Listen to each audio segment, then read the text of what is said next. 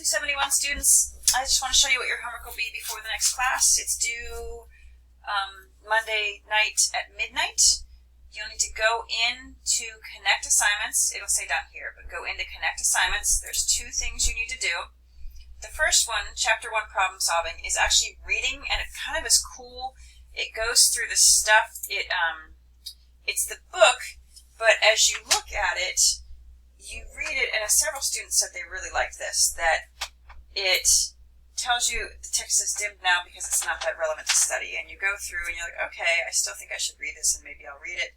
And then you go a couple pages and you read, and then, oh, this is highlighted, that's probably important. And you read that a little more closely. You go through and you read, and there'll be a little lady that asks you questions occasionally. I don't know why she's not popping up right now. And there's a thing over here on the screen that's practice. And what you do with this is you go through and you practice, and it makes sure you actually comprehended what you were reading. You answer and questions as you go along, and it's really kind of a nice feature.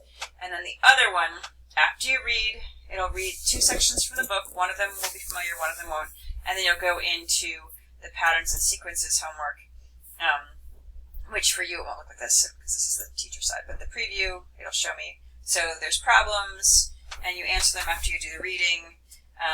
Here's a pattern that is not like the ones we did in class today. And even a lot of the book connects things to the NCTCM standards for, this one's K through 4 standards, which is where patterns happen in kindergarten through 4th grade.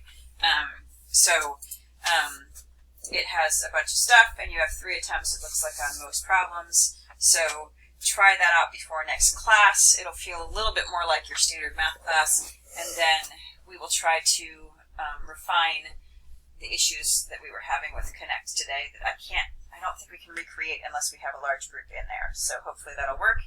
And everybody should thank Aisha for helping out at the end of class today. And I think that's it.